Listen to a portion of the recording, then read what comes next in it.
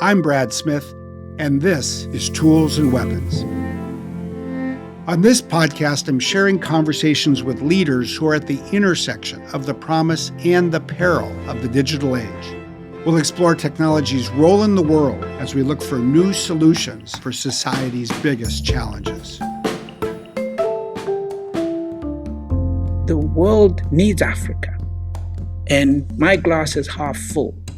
I really believe we could be at a major pivoting point for Africa, and it's a bright day for us.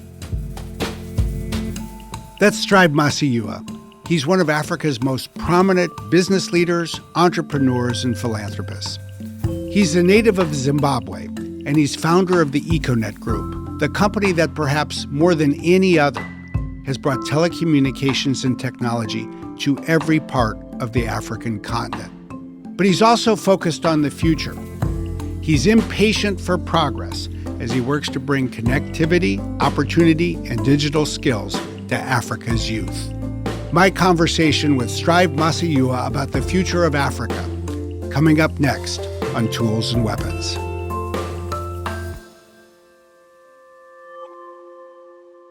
Strive, thank you so much for joining me today. It's always a pleasure to be with you. I think you have an extraordinary story to tell about where you've come from and, most importantly, where you are leading into the future.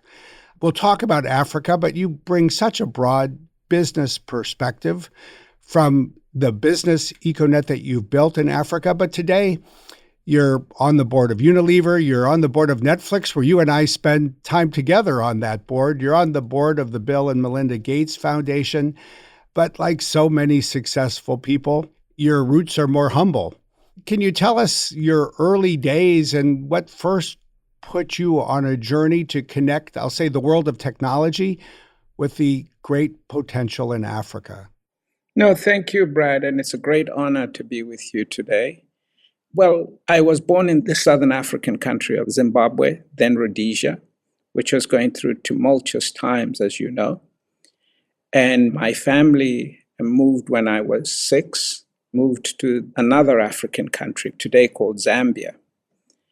And there I did my, what you would call elementary school, I guess. And then I moved to the United Kingdom and studied in Scotland for my high school.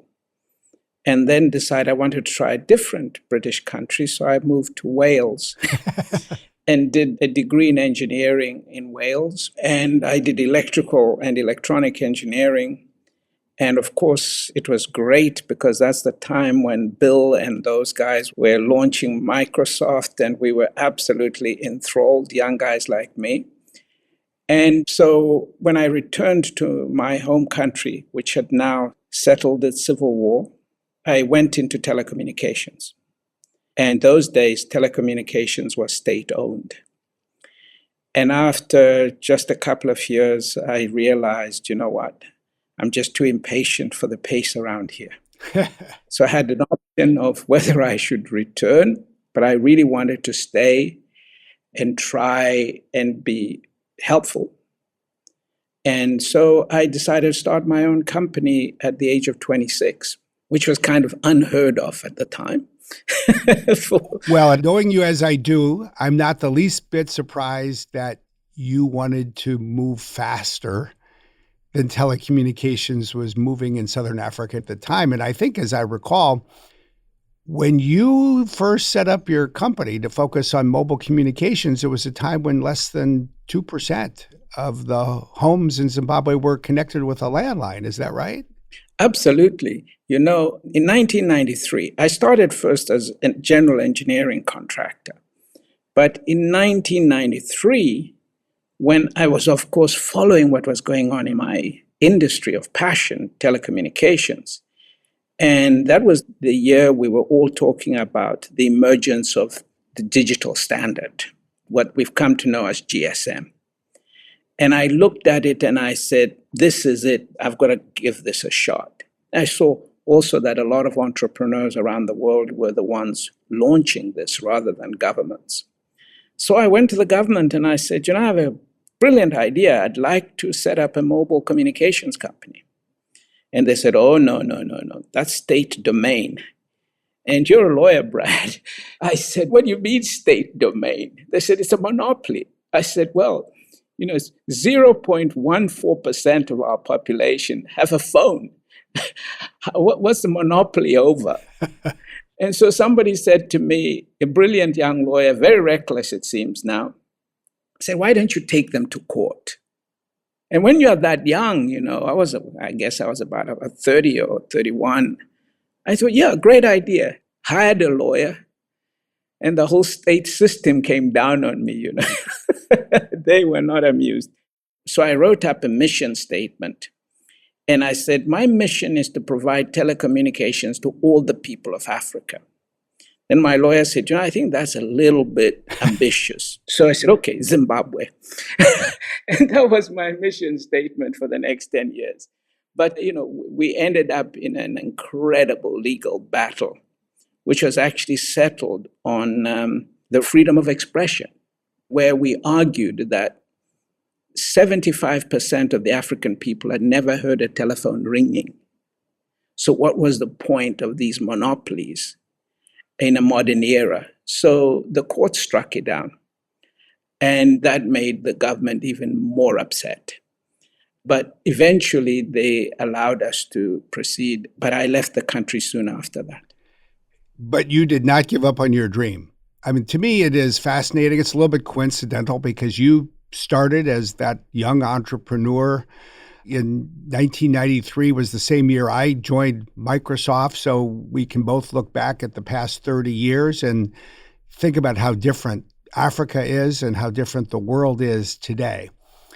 You have in your company, Econet today, in many ways realized at least a substantial part of your original dream, both in terms of mobile communications, but you've laid fiber optic cable from the Mediterranean Sea to Cape Town at the other end of the African continent. You've done the same thing from the East Coast to the West Coast. You've got data centers. You're bringing cloud computing with many companies, including Microsoft, to the people of Africa. When you look at where you are today and you think about the dream you first created for yourself, how close are you to being able to say mission accomplished? Well, I didn't do it alone. As this decision of the court reverberated across Africa, all the monopolies began to fall. It was an age of incredible entrepreneurship on the continent. And I became a kind of evangelist for telecommunications and investment in telecommunications. So I traveled all over the continent. I set up joint ventures in Nigeria, in Kenya, all sorts of places. And of course, I had relocated to South Africa. So today, looking back, 75% of the African people have a telephone, never mind having heard a ringtone. So on the mobile side, it was an incredible accomplishment for the industry that emerged out of this. But around about 2003, I realized that the game had changed. It was going to be about connectivity, and that we couldn't keep doing victory laps around mobile. We had to move on. And that's when I started to say, we got to put digital infrastructure on the ground. We got to lay fiber. So today, our own company, we've laid 100,000 miles of fiber across the continent. We've just completed what I consider the most difficult build we've ever done. It goes from Luanda in Angola across the Democratic Republic of Congo, which is the world's second largest rainforest. Mm-hmm. And we crossed to the other side all the way to Mombasa. And it took us just completed in the last week. So we've trudged our way even during COVID. We cut across, and now traffic can go directly from the United States straight across Africa to Asia. So we're kind of really excited about that. But really it's about making sure now that every African is digitally connected.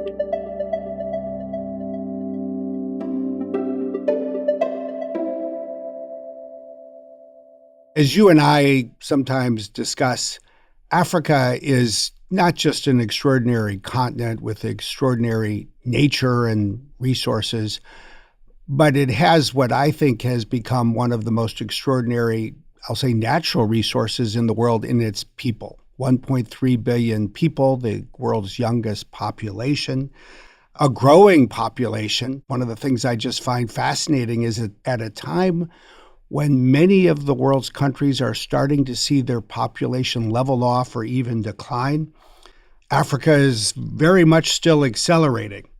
The working age population of the continent over the last period of time, from say 2010 looking forward to 2030, is going to grow from 370 million adults to 600 million. And education is continuing to spread. You have become, I believe, a tremendous ambassador for so many aspects of Africa's future. And you've given me great advice. You did last year when I was going to Ghana, Nigeria, Egypt, and Kenya. But what most impressed me recently, I have to say, is when you came to Washington, D.C. for the African Leaders Summit in December.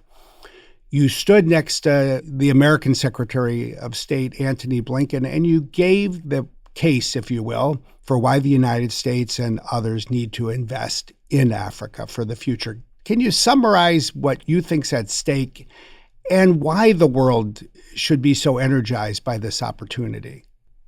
Well, as I said in that speech, Brad, by the turn of the century, 40% of the world's population could be African.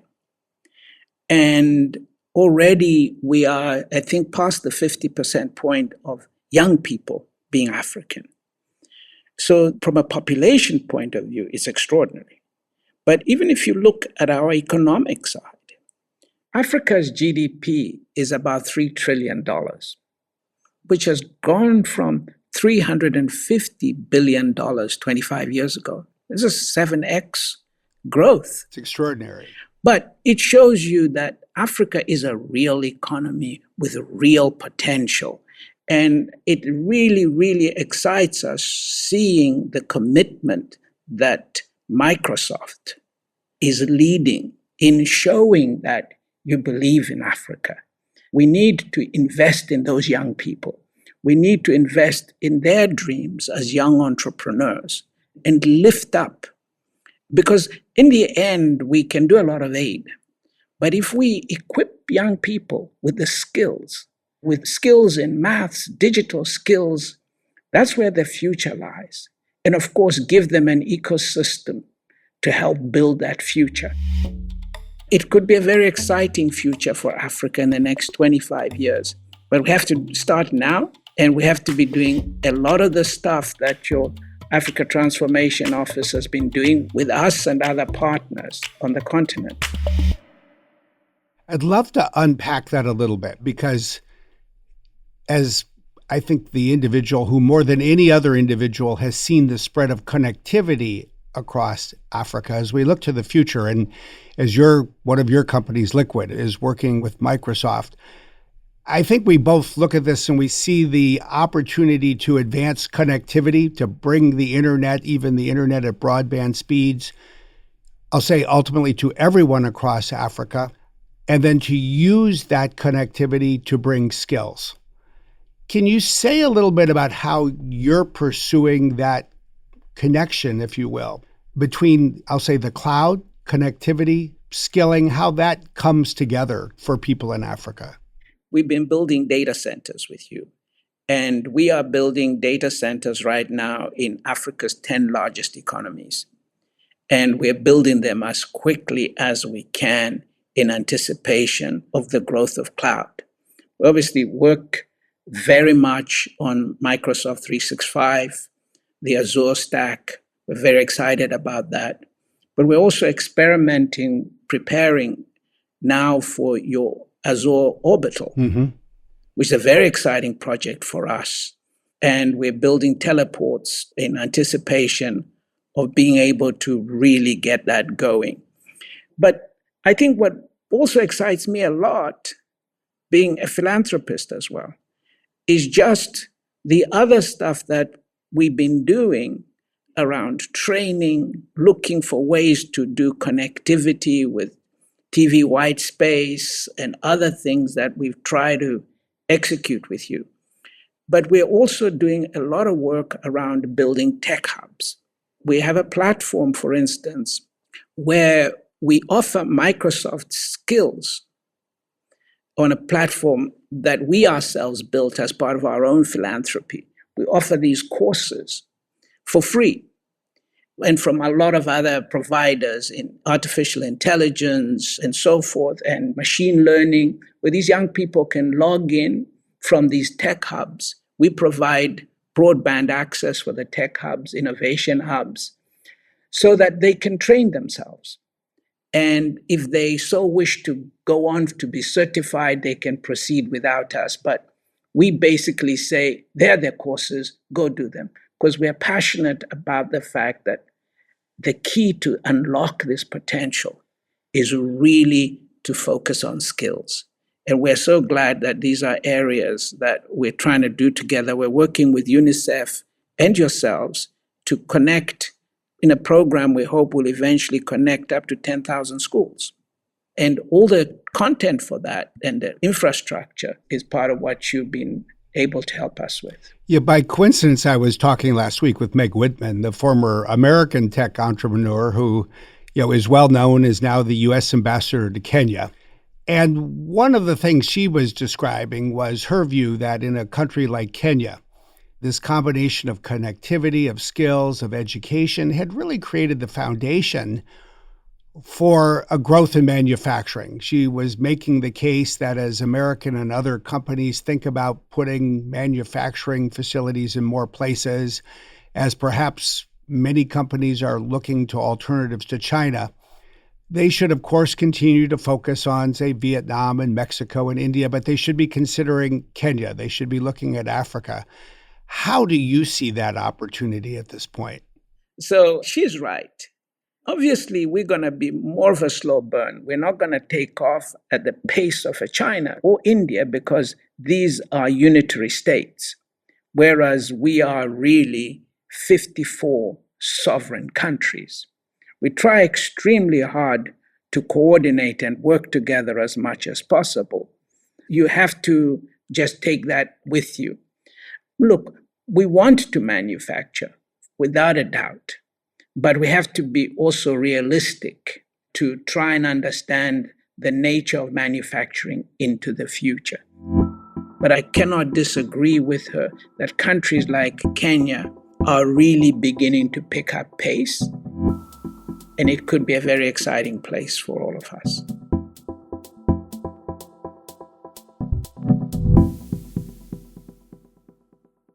One of the great things, Strive, I think about your experience, your career, is you started as an entrepreneur, you've built this extraordinary company, you've connected a continent in so many ways, but you've looked a lot more broadly as well.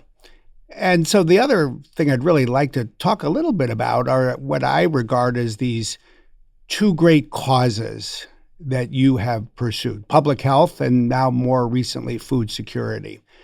Let me start with public health. You were, I think, persuaded initially. You helped address the AIDS crisis. You were enlisted to address the Ebola crisis. More recently, you took on this extraordinary mission during COVID on behalf of all of the African nations to coordinate the delivery of vaccines. What did you learn about the public health needs and ways to address them in Africa from those experiences? When we did HIV/AIDS, really, I was just a young entrepreneur whose employees were dying and leaving young children.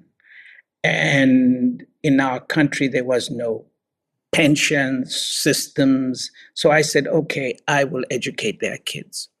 Of course, this exploded over the years as we grew and became bigger. And we look back now 25 years and 250,000 children got some kind of scholarship from us. But Ebola was a little bit different.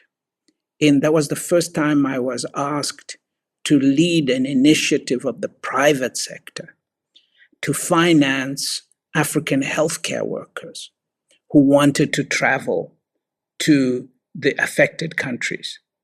And we eventually got 1,000 healthcare workers into those countries. It was incredible collaboration with all the major companies operating in Africa. We reached out to you all, and people were incredibly responsive. In 2 weeks, we raised the money we needed. But most of those people said, Strive, how do we know the money is going to be used correctly? Mm-hmm. So I realized you can't just give money and walk away. So we created a trust. I chaired the trust, co-chaired it with the chairman of the African Union, and we would sign the checks together. And she loved it. And she said, okay, if this is what you guys want, I'll do this every day. So we managed our own money, and we actually did it, and we ended up with $3 million of change. And little did I know that $3 million within a few years, we actually left it in the trust account. And then COVID came. And the president of South Africa called me and said, listen, Strive, this thing, it could kill 20 million people. So I'm appointing you COVID czar for the whole continent. And you report to me and a group of presidents who will meet every 2 weeks. And he said, by the way, you'll have to find the money yourself. It's called Mission Impossible.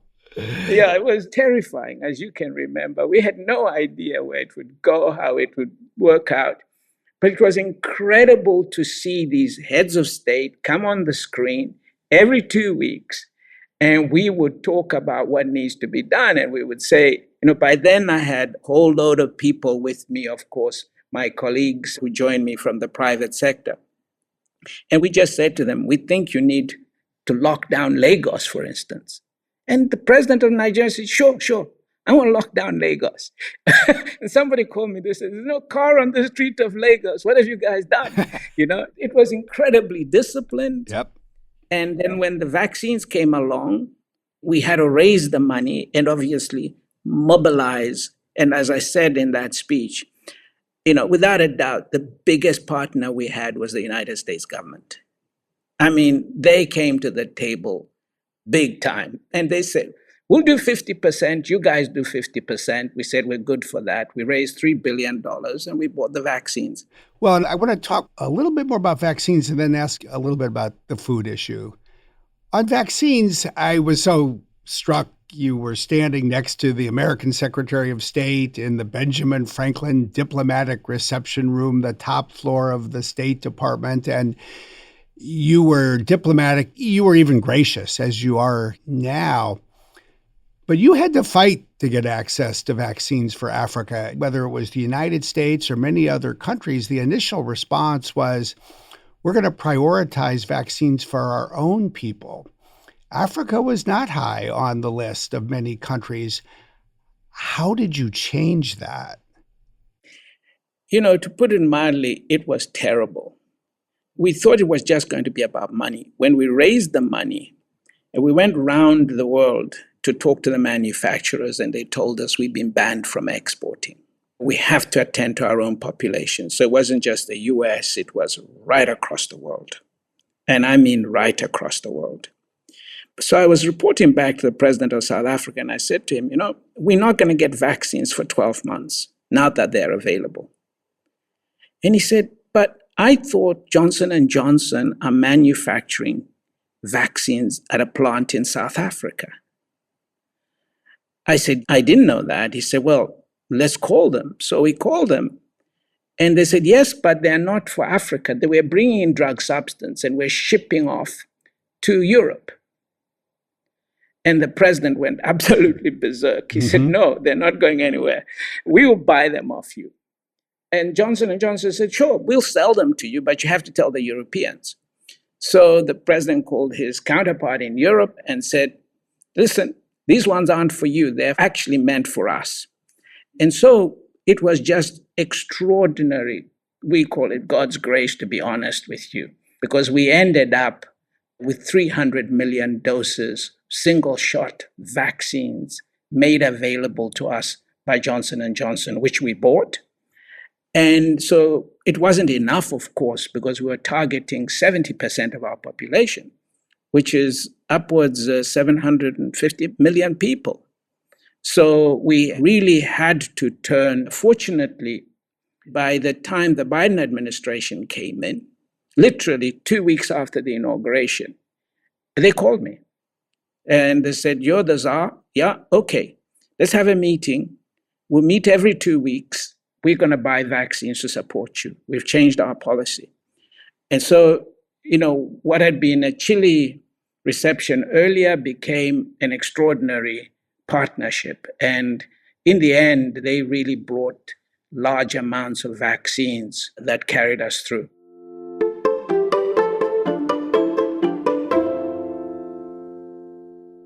And that, I think, is a remarkable part of the story in and of itself, because it took a journey that actually was a climb up a steep hill. I think for you to ensure that vaccines created in Africa, manufactured in Africa, could be used for people in Africa. And you had to open people's eyes to the need and the opportunity. And I think there's a connection, perhaps, between that aspect of public health and what you're dealing with now on food insecurity. I remember last September at the UN General Assembly meeting, you and I were on stage together for a fireside chat about opportunities for investment in Africa. And yet beforehand, we were having this animated conversation backstage. I think by any fair measure, Africa should be an exporter of food, but it's an importer today. African yields are only 25% of the global average. If it were to reach 50%, Africa could export rather than import its food. How do you take that issue? How do you change the way people think about it? How do you change what's done so that African agriculture can realize its potential? Well, fortunately, although I was called for this crisis at this time, I have more history there. Because back in 2003, I met with Bill Gates, and with Kofi Annan, and he was stepping down as UN Secretary General. And we said, we need to tackle food. We need to tackle African agriculture. And Bill said, I'm game. The Rockefeller Foundation came in. So it was a massive collaboration between Rockefeller Foundation, the Bill and Melinda Gates Foundation. It was my first time to meet Bill. And we met to discuss this very issue, as we would almost a decade later meet to discuss pandemics. So we started to look really, why was this the situation? Africa's 63% of the world's unutilized arable land. If you look at irrigation, for instance, only 5% of our agricultural output comes through irrigation. India's at 53%. You talk of climate change, we're getting sucked in the face because even what we produce, 40% never leaves the farm gate, as it were, because it's wasted through spoilage, because we lack the infrastructure, the cold chain systems, the distribution systems. We can't get stuff to market. So we've worked on things like adaptation of seeds, soil health, and what have you. So we worked for many years together with the two major foundations and now the US government and many others. But what we've now asked the US to do is to say, let's partner to take this to a completely new level. What we need to do is to see real investment coming in. How do we make Africa more attractive for big private sector players to partner with Africa to really open up this sector, as well as open up global markets to African food? Because even when we produce, our people get discouraged because we can't get food across. You've been able to traverse the United States continent since Abraham Lincoln. We don't have a train that runs across any major borders, except perhaps in East Africa, in Southern Africa. We need to build rail that can traverse Africa. We need to build ports. We need to build storage infrastructure, hard infrastructure, if we are to produce food. So you have these famines can happen in one part of Ethiopia, and yet in another part of Ethiopia, there is food, and you can't move it. You can have a drought in Zimbabwe, for instance. Malawi has food, and we're neighbors, and we have no rail link or major road link between the two. So this is what needs to be addressed. And that was the agreed communique which came out of the US Africa Leadership Summit, that this is an area that we're going to work on. And President Biden really put his stamp on it, and he says, I really want to make this happen. So we're very excited about that.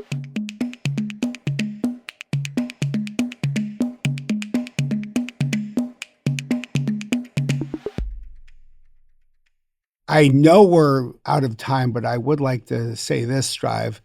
When I go to Africa, I'm reminded that it gave birth to humanity. When I go to Egypt, I appreciate that it witnessed literally the dawn of civilization. And yet it is so important to the planet's future from a climate perspective, but even more importantly, from a people perspective. With 1.3 billion people, so many of whom are young and talented, it has what the world needs. You've been at it now for 3 decades, bringing connectivity and technology and opportunity to virtually every corner of Africa. What would you most like to see happen in the 10 years ahead? Number one, education. And I'm not just talking about going to school to read and write. You know that, Brad. We got to get science and technology really into our education system quickly and as fast as we can, because we won't be part of what's going to happen. The opportunities that AI and other industries are going to throw, the wealth that will be created by AI. Your own reports say it will be at least $30 trillion in the next decade. How do we participate if we're not digitally educated? So that's number one for me as an entrepreneur. Secondly, we've got to create the ecosystem for African entrepreneurs to solve problems entrepreneurially. We have young people, that the place is bustling with young people that are entrepreneurial, but no one is investing in them. Africa isn't getting investment outside of the commodity sector. Our total FDI is less than the FDI of Singapore. How do we develop without investment? And here we're talking of real equity investment. We've got to build venture capital infrastructure that's also homegrown. And much of this has to happen in Africa itself. We have to deregulate. We have to realize that what we've done is not enough. But when we do something, we need our partners to meet us halfway and see us as an opportunity rather than a burden. The world needs Africa, and my glass is half full. I really believe we could be at a major pivoting point for Africa, and it's a bright day for us. I think that's well put. And I think, as you summarize so well, it's about education, it's about investment. As you've said, it's not about a handout, it's a hand up. It's not about foreign aid alone anymore. There is real opportunity for companies and tech and in every industry to grow their business by investing in Africa. And there will be changes needed by governments in Africa, but it will take the world to come together to help realize this potential as well. Because, as you say, the glass is half full. Some might argue it's half empty. I know there's a lot of water in that glass, but the thing I know more than anything else, it's a really tall glass. There's room for a lot more water in it. And I hope that there are those listening today who will think about what Africa can mean for their company's future, for their future, because I think when we invest in Africa, we invest in an extraordinary place and people, but we invest in the world. So thank you for everything you've done, but even more importantly, Strive, I not only look forward to spending more time with you, I look forward even more to seeing what you have yet to do. I think we'll all benefit from it. Thank you, Brad, and thank you for the opportunity, and thank you for our listeners.